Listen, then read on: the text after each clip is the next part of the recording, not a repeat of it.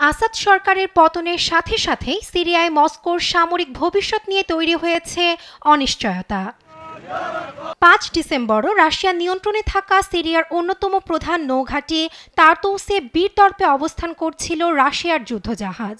কিন্তু ১০ ডিসেম্বরের স্যাটেলাইট ছবি প্রকাশ করে বিবিসি জানায়, এরই মধ্যে প্রধান বন্দর থেকে সরে গেছে যুদ্ধজাহাজগুলো। একে সিরিয়ায় রাশিয়ার এতদিন ধরে রাখা প্রভাব বলয়ে বড় এক ধাক্কা হিসেবে দেখছেন বিশ্লেষকরা। সোমবার রাতে আল-বাইদা ও লাতাকিয়া বন্দরে হামলা চালায় আইডিএফ। এতে সিরিয়ার বেশ কয়েকটি যুদ্ধজাহাজ ধ্বংস হয়। এরপরে নিরাপত্তা নিশ্চিতে তারতৌস বন্দর থেকে সরিয়ে ফেলা হয় রাশিয়ার যুদ্ধজাহাজ। কৃষ্ণ সাগর বহরের বিভিন্ন গুরুত্বপূর্ণ সরঞ্জামাদি এই তারতৌস বন্দরে রাখা হতো। এটি ভূমধ্যসাগরে রাশিয়ার একমাত্র মেরামত হাব ছিল। ১৯৭০ সালে সোভিয়েত ইউনিয়নের হাত ধরে তৈরি হয় এই নৌঘাঁটি। ২০১২ সালে আসাদ সরকারের প্রতি সমর্থনের অংশ হিসেবে এটিকে আরও সমৃদ্ধ ও আধুনিক করে দেশটির অন্যতম মিত্র রাশিয়া। সিরিয়ার এই নৌবন্দরে অবস্থান নেয়ার কারণে তুর্কি প্রণালী দিয়ে রাশিয়ার যুদ্ধজাহাজকে কৃষ্ণ সাগরে ফেরত যেতে হতো না। এমনকি গভীর সমুদ্র বন্দর হওয়ার কারণে এটি মস্কোর পারমাণবিক বহর থেকে সাবমেরিনও পরিচালনা করতে পারত। তবে আসাদের পতনে এবার অন্যতম এই গুরুত্বপূর্ণ ঘাঁটির নিয়ন্ত্রণ হারাতে হচ্ছে মস্কোকে।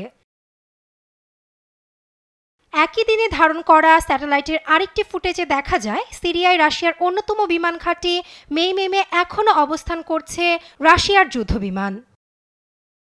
স্যাটেলাইট ছবির বিশ্লেষণ বলছে, সাম্প্রতিক সপ্তাহগুলোতে নৌবহরের আসা যাওয়া ব্যাপকভাবে বৃদ্ধি পাচ্ছিল।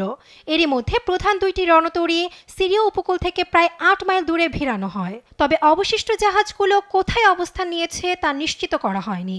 এমনকি জাহাজগুলোকে স্থায়ীভাবে সরানো হয়েছে কিনা তাও জানা যায়নি। বেলজিয়ান নৌবাহিনীর সাবেক ক্যাপ্টেন ও বিশ্লেষক ফ্রেডেরিক ভ্যান লোকেরেন জানান, যেহেতু জাহাজগুলো সেখানে সাময়িক অবস্থান নিয়েছে, ফলে এটা অনুমেয় যে রাশিয়া এখনও এ অঞ্চল থেকে তাদের যুদ্ধজাহাজ প্রত্যাহার করতে ইচ্ছুক নয়। এটা ইঙ্গিত দিচ্ছে যে রাশিয়া আঞ্চলিক অংশীদারের সাথে আলোচনা করছে জাহাজগুলোর পরবর্তী অবস্থান বিষয়ে। মঙ্গলবার ক্রেমলিনের মুখপাত্র দিমিত্রি পেসকভ জানান, তার দেশ সিরিয়া পরিস্থিতিকে গভীরভাবে অনুসন্ধান করছেন। এমনকি সিরিয়ার বর্তমান নিয়ন্ত্রণাধীন সরকারের সাথেও যোগাযোগ রাখছেন। স্বৈরশাসক আসাদ পালানোর পর সিরিয়ায় ইসরায়েলি হামলা বৃদ্ধি পাওয়ায় রাশিয়ার পরবর্তী অবস্থান ঘিরে তৈরি হয়েছিল শঙ্কা।